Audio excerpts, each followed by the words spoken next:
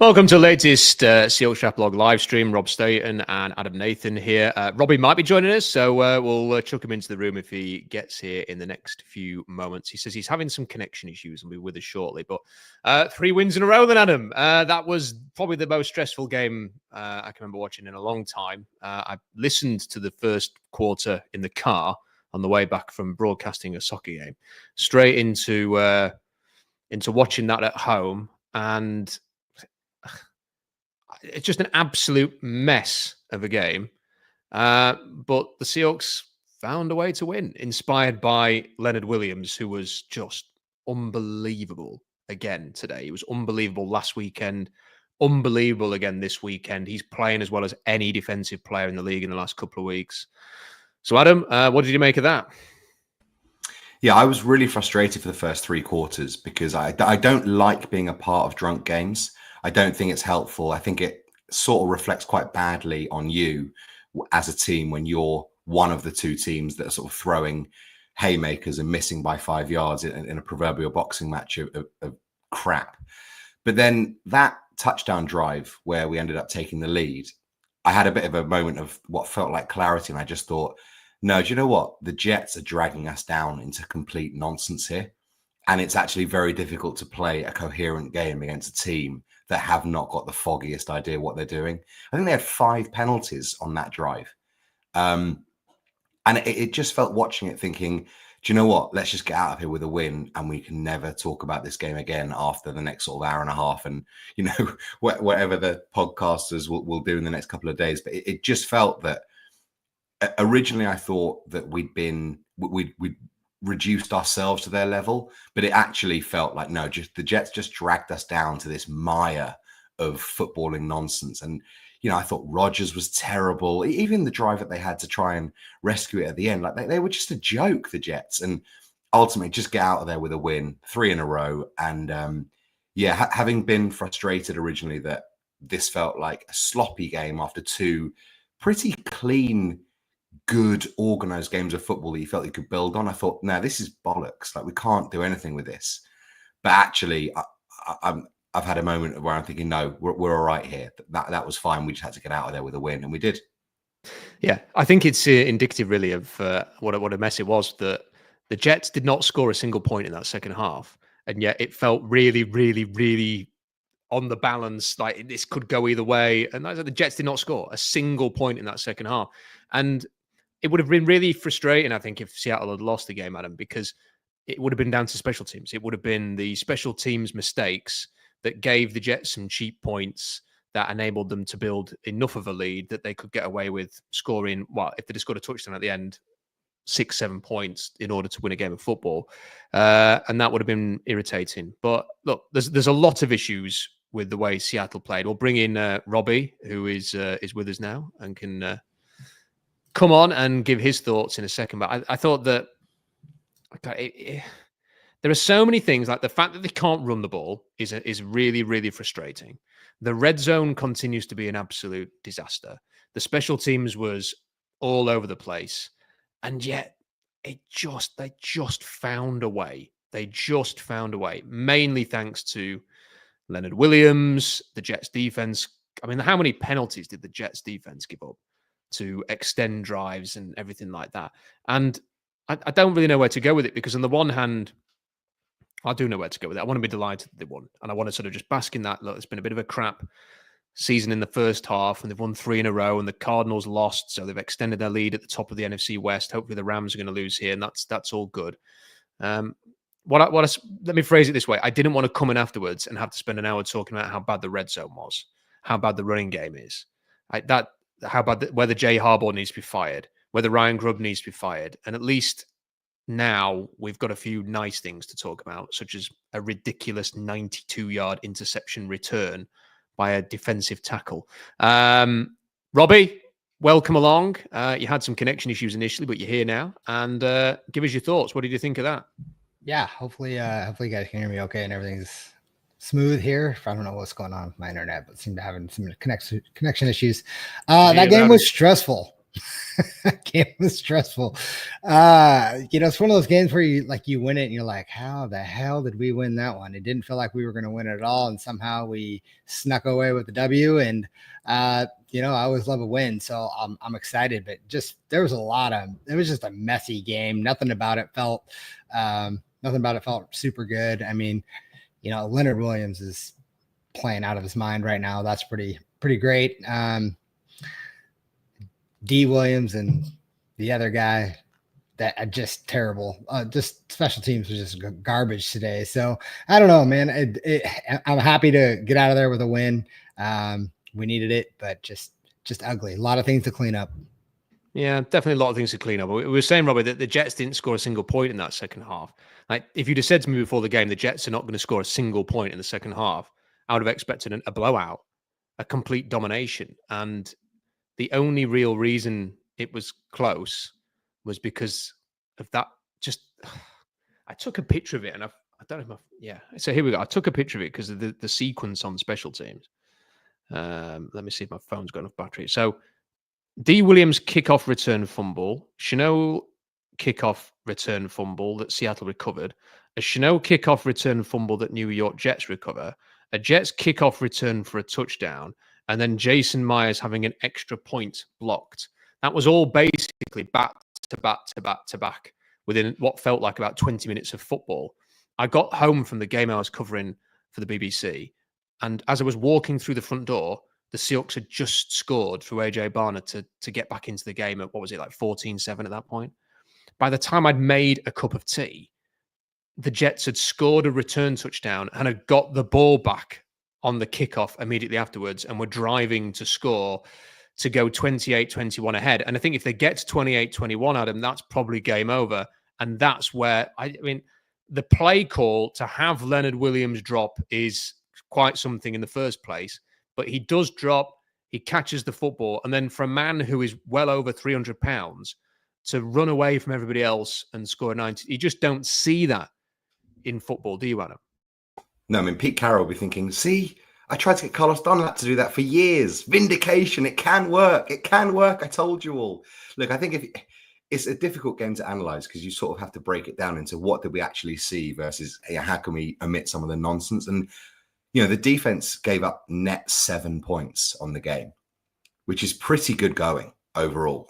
They played very well. I thought Rodgers looked every bit a 41-year-old quarterback. I thought he was pretty disastrous. And I found it quite a fun challenge to watch because I thought he diced the defense up with his structure and eyes, but couldn't actually find the throws. And if he could find the throws that he was aiming for, we might have been in a spot of bother this evening because I thought it was fun to watch our defense go up against a really cerebral, good quarterback. But he just looked dreadful at throwing the ball, and he looked to me like he should be retiring. But overall, the defense probably gave us all that you could hope for. Really, being able to say no points after that. I suppose the kickoff return was the last point they scored in the game. Got the big stops when they needed to. Leonard Williams, phenomenal. So I thought the defense overall put in a brilliant game when all was said and done.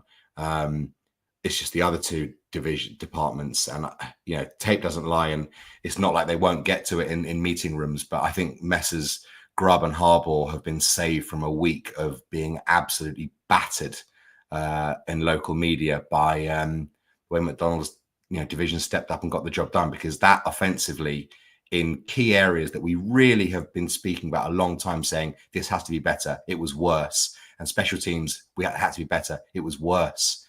And inside the building, I'm sure there's going to be a lot of critiquing. They are both very, very fortunate that the Seahawks got away with a win, and so that no one's going to talk about it as much as they otherwise would have done. Well, we're going to talk about it. We are going to hammer them between now and the end of this stream. I can assure you of that. But I did want to just sort of read this stat line out because I've not looked at this all night. So Leonard Williams officially 2 sacks, 3 tackles for a loss, a pass deflected, 2 quarterback hits, an interception that he returned for a touchdown, and a blocked kick. Robbie, last week he got something like an 88 grade from PFF for what was pretty much a flawless performance. At least it looked like it to the untrained eye. And they gave Kobe Bryant NFC Defensive Player of the Week as opposed to Leonard Williams. If they don't give Leonard Williams a freaking 98, 99, 100, if they ever give 100 grade out, then they have to do it today. And he has to be Defensive Player of the Week. And based on the way that he's played these last 2 games, you could give him any other freaking award that's going around as well, because I can't remember, and maybe you guys can remember something. I can't remember a defensive lineman having 2 games as good as this back to back. Like last week, we said it was like the Clowney game in San Francisco. Well, Clowney never put back to back games together, and Leonard Williams has. And by the way, I think he's been carrying a bit of a foot injury over the last couple of weeks as well. So it's even more impressive that he's been doing this. Robbie, at the minute, you want to watch him play. Like I'm looking for Leonard Williams on that offensive line. I'm waiting for him, expecting him to do something. And it's so nice to have a player like that, because for years it's been Aaron Donald, it's been Nick Bosa, it's been Chandler Jones in Arizona, it's been DeForest Buckner, Arik Armstead. You know, it was Jared Verse a few weeks ago with, my mind's gone blank. It's been a busy day. The other defensive tackle from Florida State. And the last 2 weeks, Leonard Williams has just been unstoppable. And it's not just the fact that he's had a couple of big sacks or stuff like that. Someone said Braden Fisk in the comments is the guy from LA, and that's the name I was looking for. It's not just that he makes the odd sack, like a 92-yard interception return, a blocked kick, pass deflections, QB hits, pressures, tackles for a loss. It's everything. He's doing everything. Yeah, PFF will knock his grade down only for the simple fact that he had a sack on Rodgers and he face masked, and they'll give him a penalty something for that. So he should have even had more, and it was a very close face mask. It was funny when he got that interception. Rarely have I jumped out of my seat this year and screamed at the TV, and I was like, "Run, big man, run!" And my kids were laughing at me. And I was like, give that man some oxygen once he got into the end zone. They're like, why give him oxygen? Can he not breathe? And I was like, probably not. He's over 300 pounds. And it was pretty fun to watch. And, and then sure enough, they did show him over on the side, had the mask on. And my kids were like, is that it? Yeah, that's it. Yeah, good. He's just been dominant force on our defensive line. And how great is it to finally have that on our team and not against us the whole time? A team that, you're always scheming to block that guy, and now we actually have that guy on our team. And how fun would it to see if he can continue to develop in this scheme of Mike McDonald's, and then have Byron Murphy next year take a big step forward and have a really dominant defensive line. It's just fun. I love it. Yeah, I must admit, Adam, I've not shouted at the TV much, or the laptop as it was today, watching it on there. Over the last few years, I haven't shouted as much. And I used to be a big shouter during games. I used to be a big celebrator of touchdowns, big moments. But when Charbonnet finally went in, because it just felt as if they'd had so many opportunities, that red zone disaster, debacle in the second half, if I had any hair, it'd be being pulled out. Like, it was so bad. Like, especially the sack at the end, like to not just not get it on 4th down, but to go to the Jets. Hey, do you fancy 20 yards of extra space here, Jets, to work with? It was just so unbelievably frustrating. And you get to the point where, are they ever going to be able to punch this in? You don't trust them. When they got to 4th and 1, I'm actually thinking, can you move it back a few yards? Because they're going to try and run it here, and they're not going to be able to do it. And they were trying all sorts. They were trying to pitch it out wide. They were trying to bounce runs outside. They were running up the gut. They were just putting everybody in the middle. Nothing was working. They can't get a damn yard. Like, this team will not be a serious team until you feel comfortable and confident that they can get a freaking yard, whether that's in midfield or on the 1 yard line. And it's a massive problem that may well hold them back later in future games. But when Charbonnet ran in and finally got Seattle into the end zone there on offense, that was the first time I think this season that I absolutely yelled at the laptop. And then at the end as well, sort of seeing the play go incomplete and thinking they've won the game. They've won the game. What a relief. And just, I'm glad it worked out that way, because that would have been a really difficult game. When you play really badly, it's quite easy to come on and just talk about the things that are wrong. When you have a game like that that's ugly, that's a mess, that there are so many obvious things that just aren't right, it's such a relief to get out there with the win. And then, like I say, it'll be a slight distraction, the win, but we're still going to talk about Jay Harbaugh's special teams, D. Williams, Chanot, the red zone woes, Ryan Grubb. But yeah, I mean, I guess I'm just repeating myself, Adam. It's just a relief, isn't it, to get a win in that situation? Yeah, I mean, I certainly don't think we should be in the business of apologizing for wins at the moment. You know, we've had a pretty miserable, well, some might say years, some might say months, but I don't think the start of the season was particularly enjoyable for anyone for a number of reasons. You wrote a few pieces as to various reasons why, and today just felt like one of those games where everyone hunkers down, grabs a blanket to hide under, gets behind the couch, watches through gritted teeth and crossed fingers, and we got the win. And this, you could almost hear the collective sigh of relief from Seahawk Nation. And sometimes you need a win like that just to sort of galvanize. And I'm sure from a player standpoint, that's the type of win that on the plane, you really enjoy on the way back. And I'm just thinking when you're talking about Leonard Williams, the two things that I think we were discussing at great length, really, at the time where the season wasn't going so well, is that defense in particular, there's no stars, and Mike Macdonald isn't making anyone better. And I think today you see a performance like that from Leonard Williams, who elevates himself to top 15 defensive player in the league. I'm just plucking a number. I don't think that's miles off. And then, who's going to be the Seahawks? Carl Hamilton was the thing that we discussed so much. And I thought Jordan Love was absolutely fantastic again. And it just does go to show that, things can change in this league so quickly. And it's not to apologize for ever being negative or having, we call it like we see it. We always have done. That's why I love doing this show. And I think we can say today, there are clear signs of improvement. And the reason Macdonald was brought in, you're starting to see it on the field. And we've always wanted good defense. And it's exciting to watch it. And, watching them basically shut them down and get away with a W, it was fun. It's the most fun I've had watching the Seahawks game since the Bengals lost last year of all games. If you remember, I came on that stream thinking we've got a really good team here, and that all went to pot. But I really enjoyed that now that I think about it, retrospectively. Yeah, I think it's a great shout and love. And just like Ernest Jones is playing, Devin Witherspoon's playing a lot better. Collectively, the defense has upgraded. And that's right, Robbie. It is fair because, we have questioned Macdonald, and rightly so. Midway through this season, you were kind of, well, what's he doing? Like, the defense is no better. We're seeing the same run defense issues are all over the place. The Jets set out to try and run the ball today, and they had 89 yards rushing. So that's another successful day in the office for the run defense. Adam's absolutely right. Mike Macdonald has got things going. They have been aggressive to change personnel at linebacker. Kobe Bryant has come in and is doing a good job at safety. There's a lot. There's still, there are still operational things which are messy, which is obviously the special teams, and there are aspects with the offense which just not running. And the head coach deserves some responsibility for that as well. But at the same time, the defense is so much improved. It's starting to look like a top 12 unit. I think that's fair, isn't it, to say that? I'm not going to go top 5 or anything like that, jumping the gun.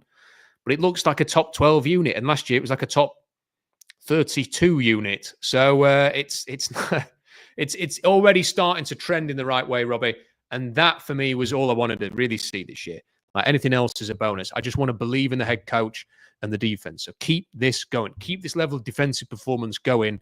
And therefore, it will give you a chance to win games, even when you're playing like an absolute circus on special teams. Yeah, and when you start to look back at like when the change happened, I think it's when they finally decided to make some changes at the linebacker position.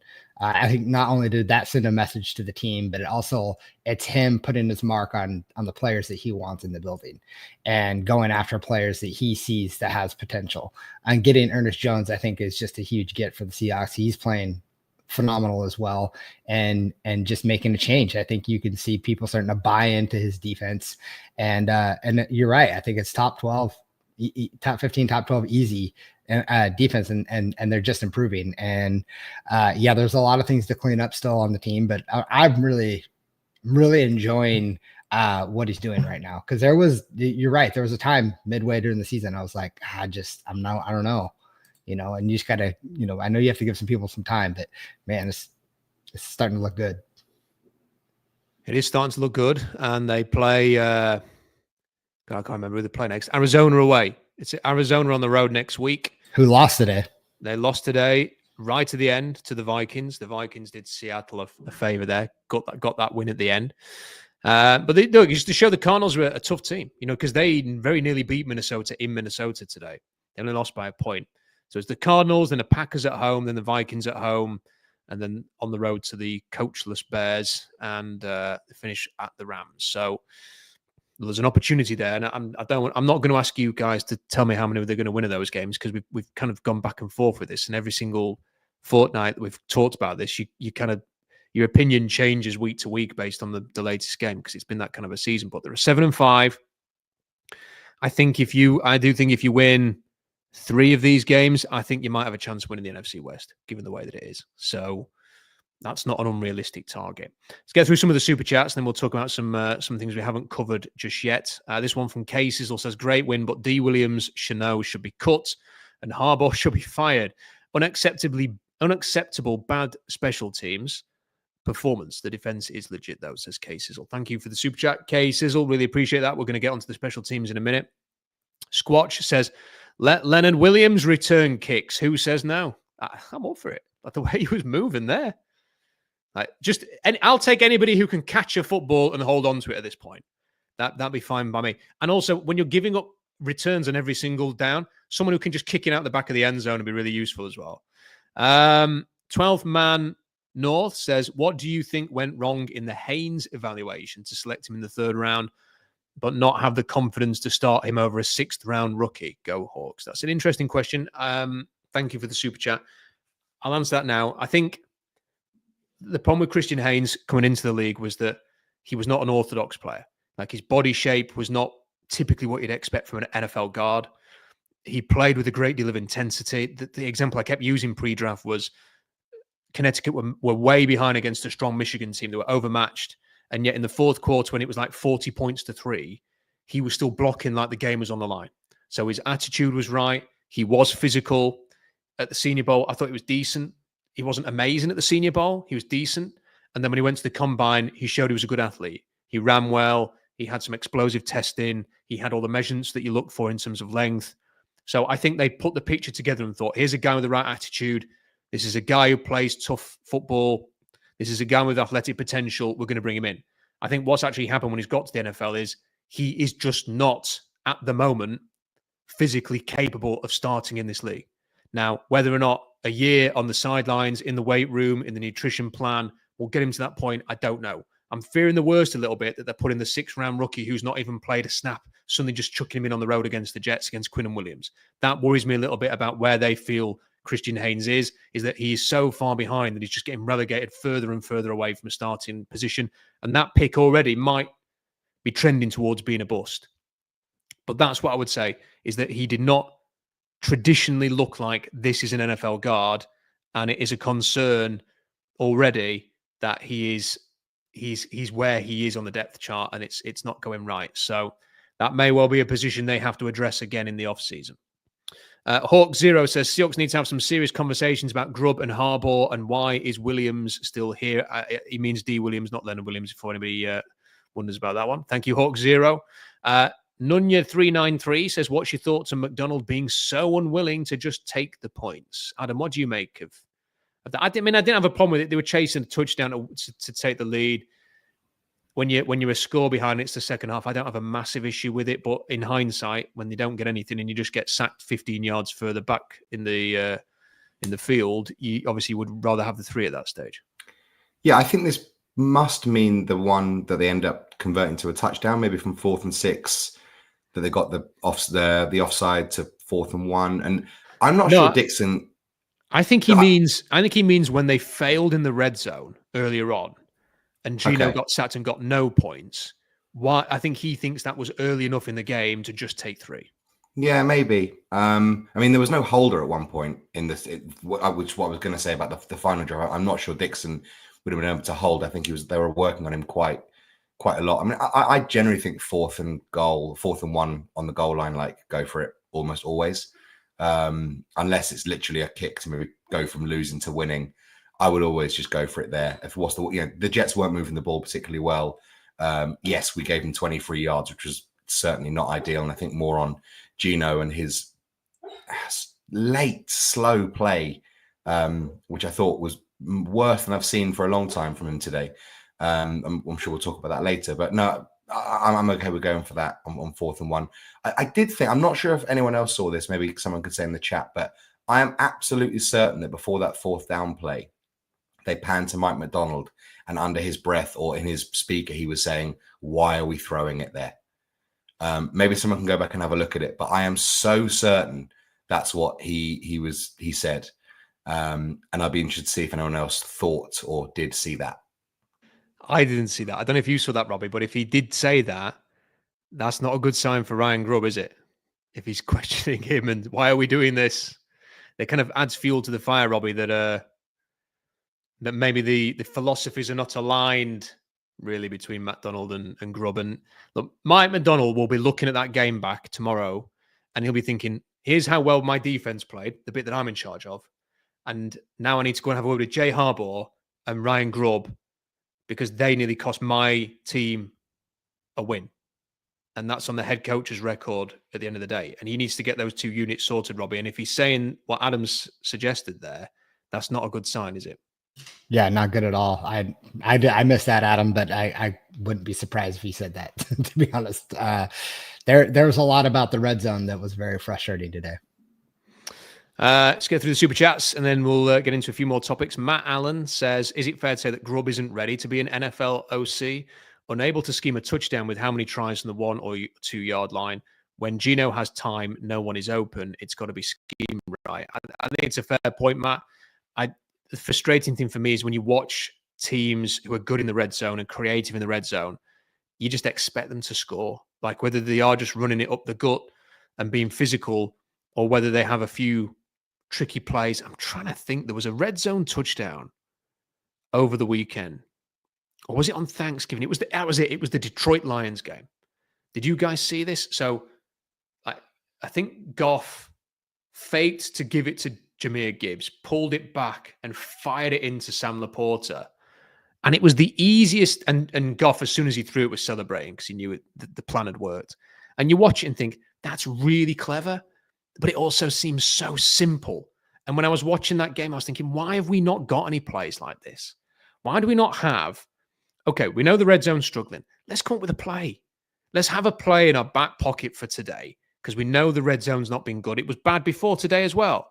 Geno was statistically one of the worst quarterbacks in the red zone. Let's have a couple of plays that we've worked on this week up a sleeve. So if we get into that close red zone, we're going to do this. We're going to pull something out the hat that the Jets aren't expecting. And it wasn't. It was spider Y2 banana to the tight end and Geno missed through. There was a fade to DK Metcalf. There may have been a couple of those that were just tossed up. There were inside runs that didn't work. There was an outside bounce that didn't work. And then there was I don't know what the last play was. It was the Geno sort of run backwards, fall over and get sacked call. So I don't really understand what's the plan there from the offense. And to an extent, on that 4th and 1, the final one, just run the ball. Like if the worst case is you get stuffed, you're making Aaron Rodgers have to play from the 1 yard line or the 2 yard line as opposed to the 20 yard line because you got sacked. So it's not good all round. Graham K says, how did we win that? I had a hip replacement this week and the recovery is easier than watching that game.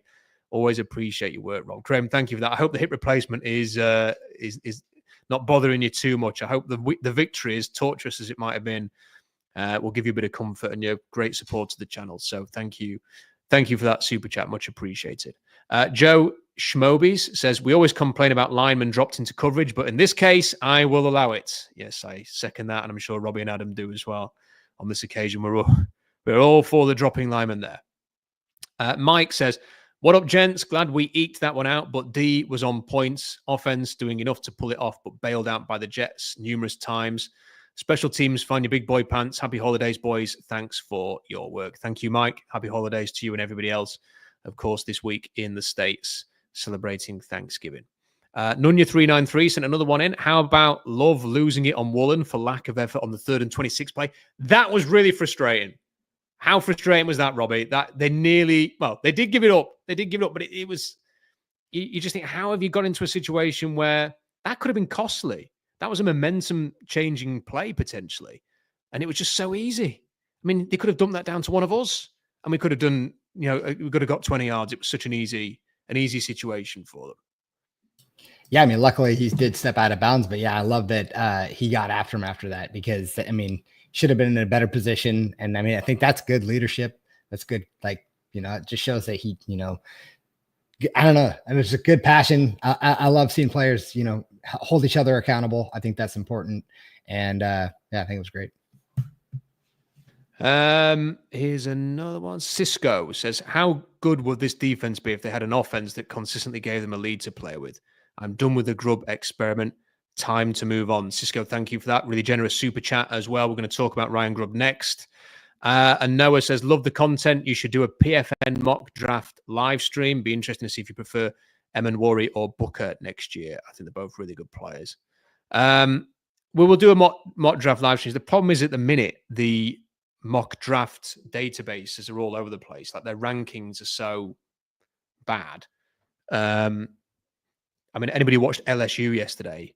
Well, the idea that Will Campbell is a top 10 offensive tackle is for the birds. And yeah, every single one will probably have him as a top 5 pick in these things. So I want to wait a little bit, let the situation play out. I am thinking of doing a mock draft soon, because we're at the end of college football season now. We're just at the championship games and the playoffs. So I think it's time for a mock. It's December. So I might do one this week. So stay tuned for that on Seahawks Draft Blog. Right. If you've got any more super chats, send them in. We will read them out as we go along. Let's get into Ryan Grubb then, Adam. So again, the offense couldn't run the ball. Could not run the ball at all. It was frustrating again that it feels like every single time Ken Walker has the football, he has to work 3 times as hard as any other running back in the whole NFL to get a yard. You get to the red zone. I've just talked about it. The complete lack of any kind of creativity in the red zone is really frustrating. We've talked a bit about it. I've talked to Jeff about it. I talked to Brian on his stream about it. I've written a little bit about it. I think we're probably a few weeks away from a change of offensive coordinator. I just don't think it's working. I don't think their philosophies are aligned. I think they need someone with more experience to come and run the offense.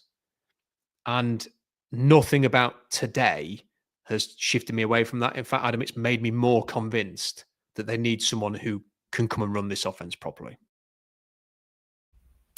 Yeah, I mean, I don't think I know enough about the game to be like, there's certainly never been an X's and O's person and, breaking down the tape. But from a gut feel and a vibe, it just doesn't feel like you're watching an offense that complements what the defense are trying to do. Or, if you think about how, and I know everyone always goes back to this sort of era, but the LOB era, like how the offense complemented what the defense wanted to do and how they strategized and, the energy they played with, it just nothing looks like it's, if they weren't wearing the same jerseys, you would never think you're watching the same game when one team leaves the field and goes to the other. It just doesn't, nothing seems to match up with the other side of it. And I don't know if maybe it's just sort of they pass each other in the hallway and one team does their thing, the other one does theirs. But, when the hires were made, there was a lot of discussion in a positive sense that Mike McDonald's going to boss that defense and Ryan Grubb is going to be the head coach of the offense. Like that was used a lot, that statement,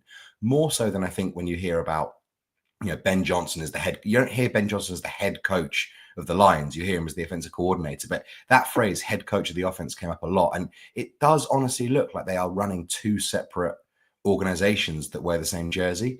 And I think you're right. Like I just can't see how this goes on much longer, because if you are Mike McDonald and you have your philosophy and how you want to play football, I just can't imagine that what his offense is producing now is what he wants.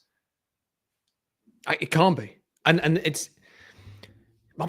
one thing, like when the offensive line was just so bad that, and it still is quite bad. That is one of the reasons why they can't run the ball. When it was just that, it was quite a convenient excuse, just pin everything on the offensive line. But I feel like we've moved on from that now. Like there were a few times today where the offensive line's protection was good, but it's just this inability to work things out. He's had long enough now to come up with, like Brock Hewitt tweeted it out yesterday. I mean, like last week, was it last week or was it another game when Brock Hewitt tweeted out? It was last week, wasn't it? Where he tweeted out that the coach has got to do this. He's got to find some ways. You've had plenty of time. There are things you can do to make your life easier on the offensive line. I really wish that Brock, in fairness, would put a question. It doesn't have to be on the nose with Mike McDonald. You don't have to bop him on the nose with a question like that. But there's a creative way that you could ask that kind of a question of Mike McDonald. Like, why can't you do a bit more to help these guys out? And then they're not doing it. They're not finding ways to help and create a running game. And it's just the same thing. Ken Walker banging his head against the wall every single week. And until they can run with any kind of effectiveness, they aren't going to complete the circle, as Pete Carroll used to say. And, people might go, well, who cares about that? Throw the ball instead. Well, don't appoint Mike McDonald as your head coach then, because he's preaching that he wants that brand of football. He wants defense complemented with a strong running game, and he can't get it. And the other thing that I think is a bit of a concern, Robbie, is, I don't think Geno Smith has had his best 4 games in these last 4 games. He had all of the turnovers against the Rams. He had a really good late drive against the Niners, but had that horrible interception before that. It was a bit up and down in that game. Last week against Arizona, again, he was up and down. Today, I thought he dwelled in the pocket too much. He was sort of standing there. I don't think he sensed the pressure off the edge very well at all. Like, there was a couple of times where you're thinking, the pass rush just coming, Geno, get it out. And he's got absolutely hammered. So I don't think he's playing particularly well at the moment. He's kind of going through a lull in his form. So the best thing to help him in a situation like this is run the ball. And they're not. They can't run the ball. So now you've got this situation where Geno's form's just dipped a little bit. The running game is still completely absent. And it bothers me, Robbie, that just think how exciting this team could be if they just had a competent offense. It doesn't have to be elite. It doesn't have to be top 10. Just a competent, functioning offense. It's just been a real struggle today. And at times in the last couple of weeks, it's been a bit of a struggle. Yeah, I mean, it's easy to point at the offensive line and say that just clearly is the issue, but you got to be able to plan around it, scheme around it. And you would imagine this far in the season, they would have something that they could at least get the game going a little bit in their direction, attack a weakness that the defense may have. I mean, I will give Grubb credit for getting JSN a lot more involved. I mean, the guy just looks like a game changer. He's looking incredible this season. Even today, every time he touches the ball, it's fantastic. I don't know. I struggle because I go back with just the years of offensive line issues that we've had. Even when we had Waldron, when we had Bevel, the list goes on. Our offensive line has just never been good. And, it's hard to pinpoint, it's hard to know, if he had a great offensive line, what could we do? Is he the right play caller? I still give him an incomplete. It's just so hard to know. It's so hard to know just what he's running with. But I do think there are adjustments that he's not making that he should be making. So, that incomplete May is starting to look like a C to a D instead. You know what I mean? I'm not really giving him a good grade right now. I do want to see better, and needs to complement the defense for sure. Do you think, sorry, Rob, do you think they run it enough? Like, I know we laughed a lot at the sort of run, pass thing that, became endemic in the Carroll era, but it does often feel like there'll be a negative run on a drive, and that's sort of the end of the run game for that drive. And I don't know, I just wonder if there is something to this sort of attritional value. I'm sort of defending or going against what I actually think here, but I'm just sort of making the point for the sake of conversation that, do you think they are running it enough to give the chance to break down the opponent and start wearing on them and start leaning on them and start giving the offensive line enough confidence that you think they are up to it? Because it does feel a lot like one bad run, right, we'll shelve that and we'll bring that back, if we get a very, very short yardage thing, or maybe on the next drive. I'm not sure that they are giving it enough of a chance, as frustrating as it is to sort of give up on a drive by just running too much. Early in the game, when they started out running and it was just going nowhere, to be honest, during the game, I thought I want them to abandon the run. It just seemed to me as if every time they tried to run, it was like a 3-yard loss, a 2-yard loss. Oh, they've got back to the line of scrimmage. It felt like almost like a wasted play most of the time they were running it, to the point where it was actually starting to make me not want to run at all and just put the game in Geno's hands and say, go for it. But then he started collecting sacks. For whatever reason today, he just felt really jittery in the pocket. There were a number of times where he sort of felt pressure that wasn't there and took off. There was that. I mean, what was the play? Was that the play when he got sacked in the red zone when he kind of tried to run one way and double back on himself and scramble and just ran himself into awful trouble? So then I started thinking, I don't know what I want him to do. So I started out, Adam, thinking I want them to abandon the run and that they were running too much. And then by the end of the game, I think I was just sort of sat there going, I don't know what I want you to do. I don't know what my preferences are and what you're doing here. I just want you to be better, like just working out. So I don't know if my argument today would be that they didn't run it enough, because I just think it's so bad. They just need to be more creative. They've got to work something out. They've worked it out on defense. They've worked out the run defense. They've made some changes and they've got it going. Like, they have to find a way. Again, it doesn't have to be Marshawn Lynch 2013 here. It just has to be, it doesn't even have to be Thomas Rawls 2016 or 2015 or whenever that was. It just needs to be a running game that complements this. We've had this super chat. We've got 3 more super chats that have come in, but I want to come to this one next. Mike says, is Grubb worse than Shotty and Waldron in your opinion? Robbie, in my opinion, he's not worse than Waldron. I think Waldron was really, really, really bad. But Brian Schottenheimer created a running game. He got Seattle running the ball. And right now, I feel like that's what they need. I think the offensive passing game will take care of itself because Gino can throw a deep ball. They have got receivers. They have invested in the tight end position. I think it's just a running game. They need someone like Shotty right now, as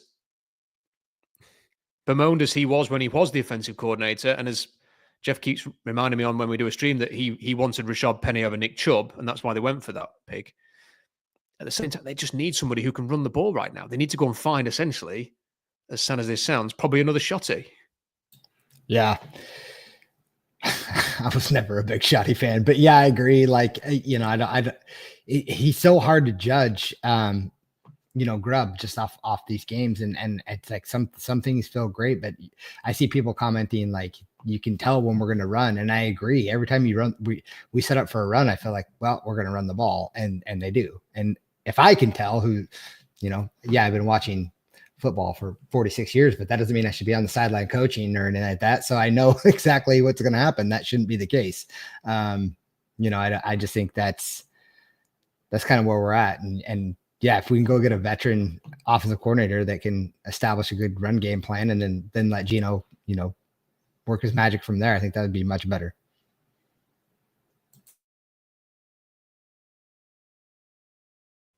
Mute, Rob. Mute. You're on mute. Oh, thanks, Adam. Thanks for the save there.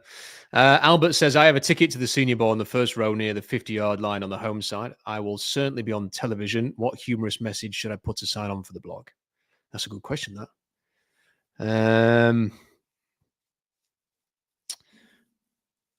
Probably something along the lines of, I don't know. What about, I can't listen to these guys with their dumb accents? Yeah, that's one of them. That'd be good. Rob loves Will Levis. Or, I don't know, man. There's quite a few things. I love Rob Stanton. I love Rob Stanton. That'd be a good one. I think Yikes would be a good one. By the way, can we mention that Jamal Adams is signed for the Lions practice squad? I was really looking forward to rooting for the Lions the minute the Seahawks get eliminated from the. Because look, I'm not assuming. I'm gonna, before anyone has a massive whinge about that, I'm assuming the Seahawks aren't going to win the Super Bowl this year. Okay, I don't think that's a bad thing to say. But if that proves to be correct, I was going to root for like a Lions Bills Super Bowl and thought that'd be kind of a cool Super Bowl. It'd be fun. Both fan bases have gone through a lot of crap, so like it'd be quite fun. Now I want the Lions to lose every game. So why? That's not the guy you need, Lions. He's not going to bite anyone's kneecaps. I mean, he's more likely to injure his own kneecap. So yeah. I think something maybe. Albert, you'll be able to work it out and find something humorous. Mike says, fascinating that as Byron Murphy plays less and less, Leonard Williams gets better and better. I don't think the two things are connected, to be honest. I think I thought it was quite funny that Byron Murphy was like shoved onto the field at one point because they had 10 men on the field. He just like ran right across the line and then contributed towards the tackle, which was really amusing. I mean, look, we'd all love to see Byron Murphy playing more, having a big impact, but with the way the defense is playing, if he needs a bit of a red shirt year to get his feet under him and on the ground, then that's fine by me. No problem with that at all. Old Cofield Brand says, is there a private deal between Grubb and McDonald? In his zeal to hire Grubb, did Schneider promise Grubb that he doesn't answer directly to McDonald? I would not imagine that, Old Cofield Brand. I don't think that's the case at all. He will answer to Matt McDonald, but I think that McDonald basically is one of those classic coaches, defensive-minded head coaches, unlike Carroll, who wanted to have his fingerprints and everything, who just is like, you run the offense. He's going to have some input in it. He's the head coach.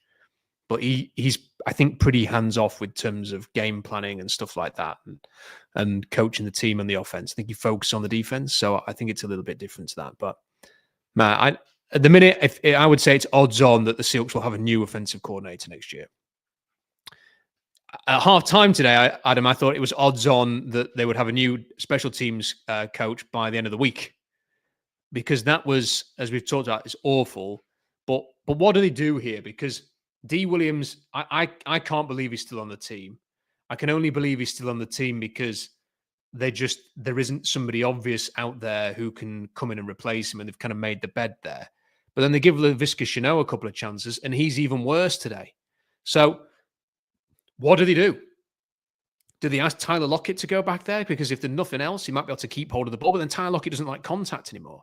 So as soon as he starts running out from if he has to take one out, he's going to throw himself on the floor as soon as anyone comes near him. So I don't think he'd want to do that role. Is there anybody else on the team who could they ask Kenny McIntosh to have a go? Maybe his hands aren't. Maybe they've tried that. His hands aren't any good. There's got to be something here, though, Adam, because that's the first thing. You need someone who can just catch the damn ball and hold on to it. And then there's just all sorts of other things. The blocked kicks, the missed kicks, the returns. You know, I just watching that today made me think, is Harbaugh a little bit too green? Is he the kind of person you have on the staff in a positional role and that they actually need a proper veteran special teams coordinator to run this thing? Yeah, I mean, it's doubly frustrating seeing Larry Izzo. I think he's in charge of the number one special teams unit in the NFL at the minute at the Commanders. And they're absolutely flying out. I mean, I would say, very well lubricated at the first game of the season in Seattle this season.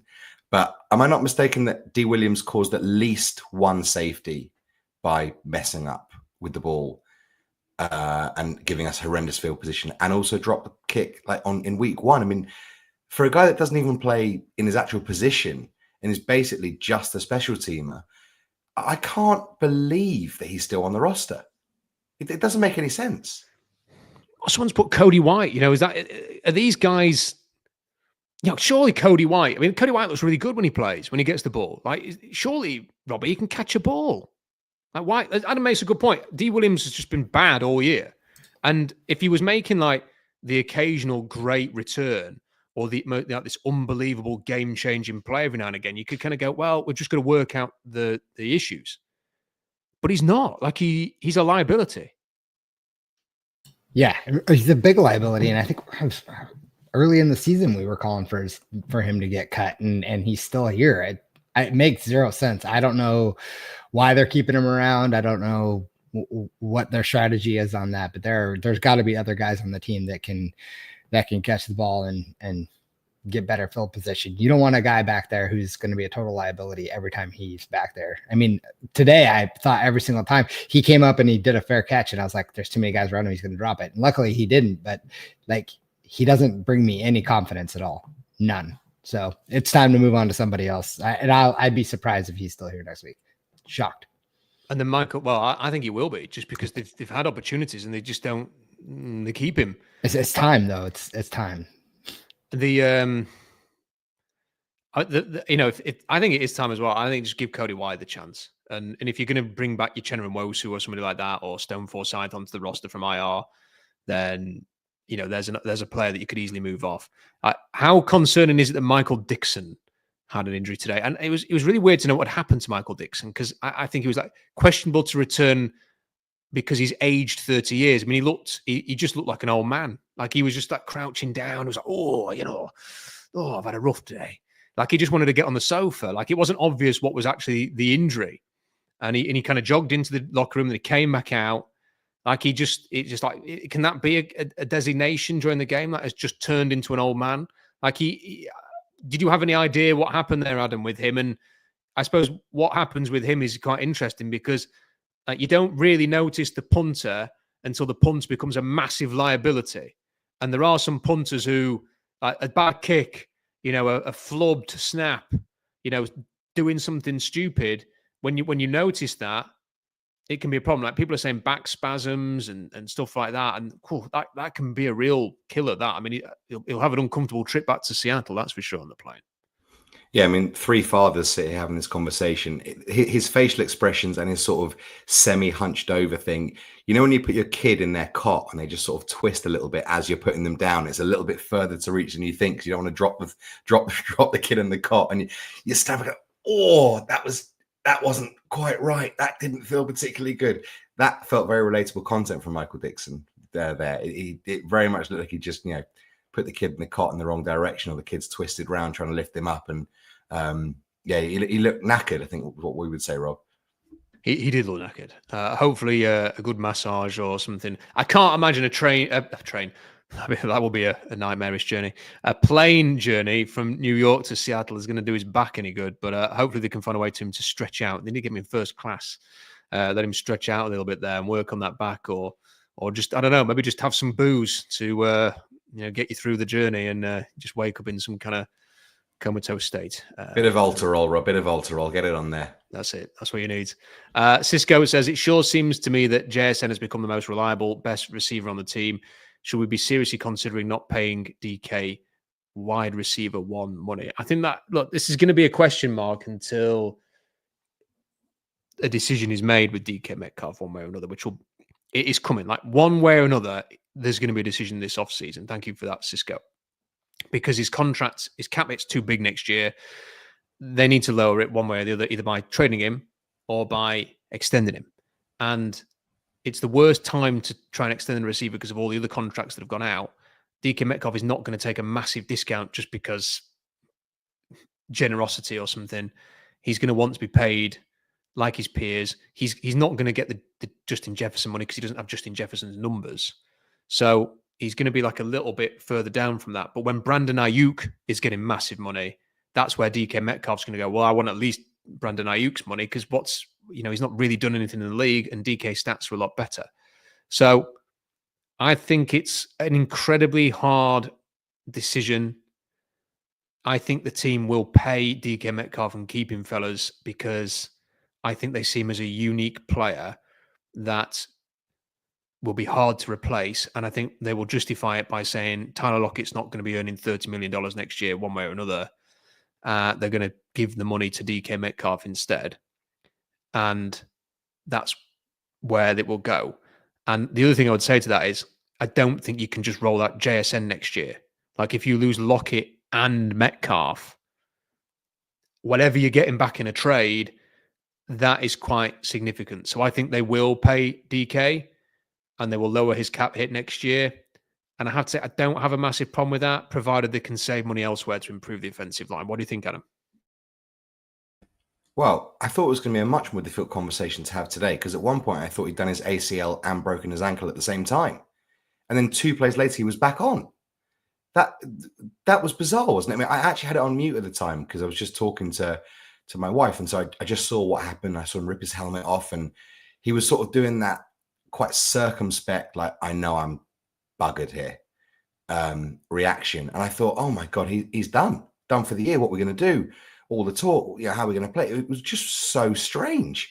Hobbled off into the blue tent, it looked like, and then 2 plays later, he was back out there. I carried off the field. Yeah.